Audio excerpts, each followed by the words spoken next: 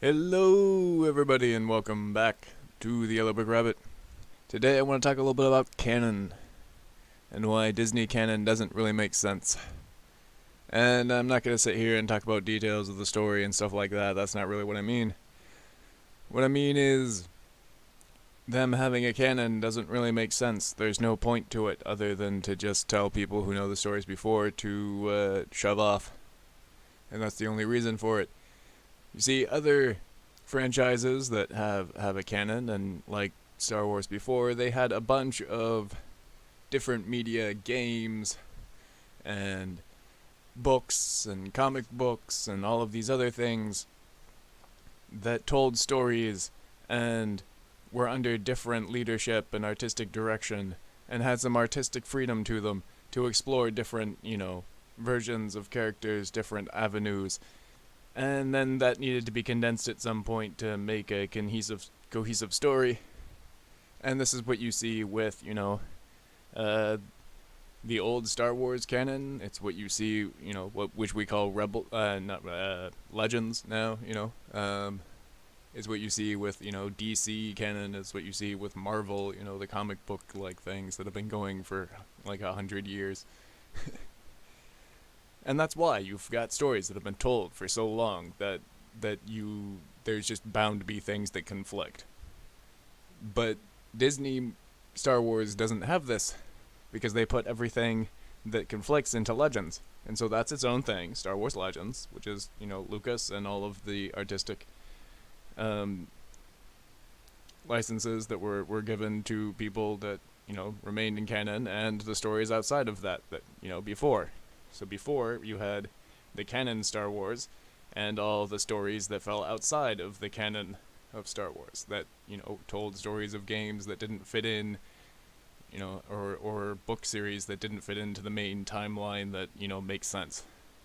And now, all of that is in Legends, and doesn't really affect the other timeline. It's almost like, a multiverse-y kind of thing, where, like, that's one story in one universe, and this is, another universe. Kind of like what the Marvel and DC do with their film franchises. The film franchise isn't the new story. It's just a new story. It's, the expanded universe, or the cinematic universe, and that's its own thing and has its own canon. And then the comic books have their own canon, and those run in series and stuff like that. And I haven't really read comic books in that long, so in a long time anyway. And I was never like a super person into it, but I'm just using it as a comparison, because this is another thing that has canon that people will have a reference to, that's popular in culture today, that at least a lot of people know. So there's no real reason for Disney to have a canon, because they're not, as far as I know, they're not bringing out anything that isn't canon in their story. I mean, all the things that they're bringing out are deliberately stories that tie into other things. So like I'm pretty sure there was like a book that tells a deeper story of Versio from Battlefront. Maybe not, I don't know. Anyway, all of these things are supposed to tie in. They're all supposed to be canon. So why do you have a canon? You don't have a canon. You just have another story. You just have your own Star Wars. This is Disney Star Wars, and then you have Legends, which is George Lucas's Star Wars. Stop trying to beat fans over the head by telling them that everything's canon. That's what annoying fans used to do. When Star Wars fans dared to like something that wasn't canon, they'd be like, "Oh no, I love this," and they'd go, "Oh, but that's not canon." Like, who cares? It's still a good story. Yeah, but it's not canon. No one cares. Like, so what? You can still like the story. And there's plenty of stories that are canon that aren't that great, but they work in the timeline, and some people like them, so they're canon. Or at least they used to be. Now they're all Legends, so. But it's this, beating fans over the head with a stick, basically. And that's the only purpose for it. And it hasn't formed naturally. The other canons have formed because there was a plethora of material. They let people go wild with inventiveness and stories, and then afterwards went like, okay, like, yeah, now fans kind of want a cohesive story, so we kind of have to put together what is and isn't part of the story anymore, and maybe throw other things in a different dimension or something like that, kind of thing. Now, I'm not saying they should do that with Star Wars. I don't want to see 500 dimensions of Star Wars and different stories, but they did that type of thing because they had the stories already. Disney's put all the stories to the side. They've said that's all Legends, and we're doing our own thing. So they aren't like just putting their own stuff on top of it and saying, okay, yeah, these two stories, they're not canon anymore because we decided to put this into canon. No, they threw everything into Legends and started from zero. So there's no need to call it canon or anything like this because you have no non-canon material. There's no confusion. Now we can understand this to some degree because fans kind of want, canon material. They want what they're reading or, getting to be in some way linked to the actual story that's going on and developing. And that's good and understandable, but at the same time it leaves no off ramp.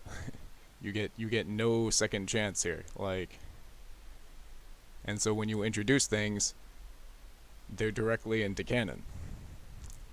Now, there's a good reason why with a franchise like Star Wars, you want certain things to be able to be canon and certain things to not be canon. You see, when books and such were being written for audiences outside of the movies on the franchise of Star Wars, there were books aimed at various audiences. And as a result, the applicable themes in certain volumes were different. And so the stories were different. And so you could have a children's book run that was aimed at children, fun for them, and didn't really mess with the overall story because it either ignored major events taking place somewhere else on the fringe of the story, or because it just wasn't canon. Now, everything that they're making is canon, and so every single demographic that they target has to have canon material. And that makes a bad canon. I'm not aiming this completely only at Disney. I feel the same way about the Clone Wars TV series and stuff like this. That shouldn't really be canon. I'm not saying it's not good, like I said before. Things can be good and not canon. But, I mean, you're talking about the war that sets up the entire original trilogy. And it's a kid's show. And it doesn't take certain things seriously, It's not Rogue One with things blowing up all over the place. And I mean, it's not like it, is weak on things, but it's it's childish, as it should be, because it's a kids' TV show, and we want to be able to have that. And to have that work to the fullest degree, you need to either not make it canon, or stay away from the major events, which the Clone Wars didn't, and neither does Rebels. You're talking about the two most fundamental formations of events in the galactic history of that universe, and it. And I get that you might say, well, no, they're focusing more on kids now. They're focusing more on kids. That's great, but it's a war story. It's a galactic war story. So, in a society where we, try to keep that pretty much away from kids' media, it's almost a ludicrous proposition if you want a good story as well. It's almost like they're obsessed with the idea of having a canon just because it seems cool and trendy to have a canon that people talk about and stuff like that to keep themselves relevant. And it doesn't work when you deliberately, subvert the canon and leave the canon to the side, because that is the canon. I'm sorry, George Lucas's Star Wars and all of the media that he deemed canon off of that is basically that's the canon. I'm sorry, Legends is. You are Disney Star Wars. And you're your own thing. And you can call yourselves canon all you want, but it's dumb because you're just, trying to sit in a place that you didn't ever build. These other companies, they built like stories and stuff over decades, and then because they were so popular, because they had so many, successful things, had to whittle down what was going to stay and not. You have nothing. You went to a clean slate. There is no reason to use this stupid phrasing. Oh, this is the last time you make me out a fool, Len Trexler. You want to play me hard? Phrasing. You know I do. Well, then you better nut up. Phrasing. Because I've swallowed just about as much as I can take from you. Hey, phrasing! Other than to belittle fans of the original franchise. And that's stupid, because they're your main audience. Whether you want that to be the case or not. So, the reason that I wanted to talk about that for a little bit is because I want to talk about time travel. Because one of the rumors going around lately is that because Rebels had time travel in it, JJ may use time travel, and so on and so on. And this is where we get to it. The time travel in the Rebels TV show served a purpose for that story arc. And if we make it canon, then Ezra becomes the most selfish, annoying little guy that we can think of, because he had control over space and time. And what did he do? He saved Ahsoka from Vader. A personal issue with a personal connection that he decided to change.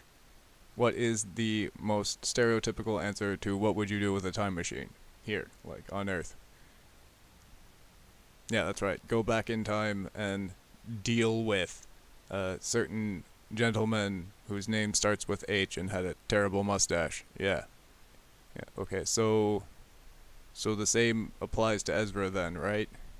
Why didn't he go back to Naboo and take out a certain insidious character before his rise to power, so that the Empire never happens and his parents are still alive and he can live happily at home and, being Force sensitive, become a Jedi under the Jedi who would still be alive in their temple on Coruscant, and all the bad stuff that happened over the last 6 movies wouldn't have happened if he just didn't do something personal.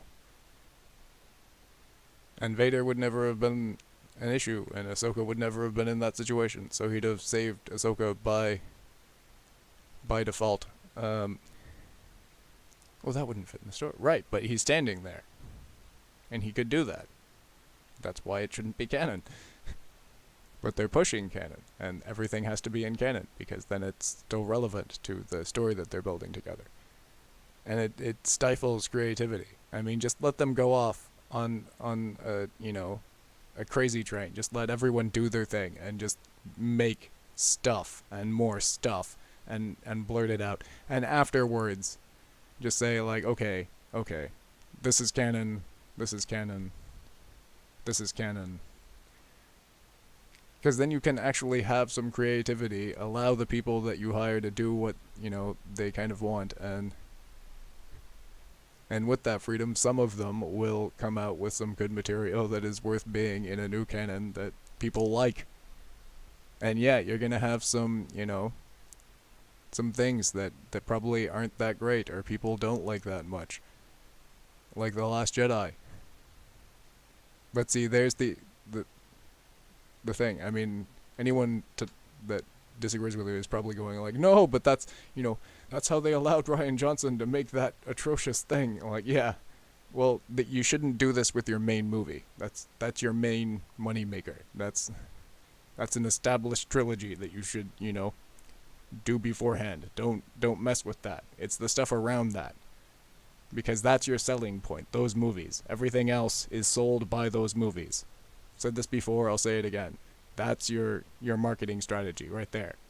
Make sure you make 3 great movies, and then you can sell whatever amount of books by whoever, and comic books, and toys, and whatever. But first you need a story. So what I'm saying doesn't apply to the movies, I'm talking about the marketing of the books. And I mean, just the core movies. You can do this with your side movies, your Star Wars story movies. Make all the Star Wars story movies you want, and then decide afterwards, this is canon, that's canon, this one we're throwing out of canon. But using it as this bludgeon on anyone who goes like, yeah, no, I kind of liked that stuff that was in Star Wars before, and you're like, well, no, this is canon now. No, this is canon. Because we did it, because Disney did it. And that's it. Like, because it's not like you're bringing out things that are and aren't canon. And back to time travel for a minute, because I mean, I explained why time travel doesn't work in putting into canon for that, even just that scene in the show, if you really think about it. But I hate having to rationalize things like that. Just don't put in huge like plot hole devices like time travel. It's one of the things that holds Star Wars apart from many other sci-fi shows and media, is that it doesn't use a device like time travel. It doesn't try to justify the technological things. You don't spend half an hour talking about how the hyperspace engine works. It's just like, we need a wrench. Great. Okay, now it's fixed. Let's go. We get the point. The thing is broken and they're going to fix it. Yeah, so I read one of these random articles on time travel thing after I saw some people talk about this being a suggestion or whatever. And I mean, they even try to justify it with saying, like, oh no, time travel already exists in the legends and in the original films. I mean, and these are the 2 examples that they give. So they talk about Ben Skywalker and Jason Solo meditating and like being able to see past events, and by meditating on a space and like feeling what happened there or whatever through the Force, which isn't time travel. That's sensing the history by like the Force molecules or whatever in the air or something, and that's a terrible explanation too or whatever. But like, it's something that it's not pulling someone out of a room where they were going to die before and now they're alive. Like, that's from a different time, from like, years ago or whatever. And then the second one was Luke training with Yoda in episode 5 and sensing Han being tortured. And they didn't understand this, I don't think, in the article, that that's what he feels. He isn't seeing the future or the past. Well, yeah, I mean, he does see glimpses of the future, but it's not the point. Like, Yoda even says that, you sense the future and the past, so it's not the point that he doesn't sense that. But that's somehow akin to time travel. Like, no, that's a vision. Like, you wouldn't be surprised to see, like, Merlin have a vision in a King Arthur thing. But you wouldn't expect them to just, like, jump through a hole and time travel back to, Rome or something. That's not the same thing in any way, shape, form, or reality. And those type of weak arguments is the worst condemnation you can give to making something like that canon. Because it was like, oh, look, we can defend it. I'm like, no, you can't. Look at the terrible arguments you're making to try and defend it. No, it's a bad idea. Can they do it? Of course they can do it. They can do whatever they want. There's no stopping them. We've seen this. They made an entire movie mocking how they can do whatever they want. But it's not a good market strategy. It's not going to make them the amount of money that they could make if they just made some decent movies. And it's a terrible plot device. So time travel, don't do it. And if you need an example, look at the problems the Time Turner has caused for the Harry Potter community. I'm not really a Potter person. I haven't read a single one of the books, but even I know that that's an issue for them. Like that's the point. Never read one of the books. Not that huge of a fan of the movies. I'm not just because it's not my thing. They're not bad movies by any stretch. They're pretty good. But still, like issues like this, you come across, probably because I see a lot of film stuff, but so if even the like magical, like I can point my wand at something and say a spell and things happen, community can't get over the ability of time travel in their story, what hope do you think there is for Star Wars with hundreds of thousands or millions of years of galactic history and development? Oh yeah, they threw all that in the side waste bin, right? In Legends. It's still there.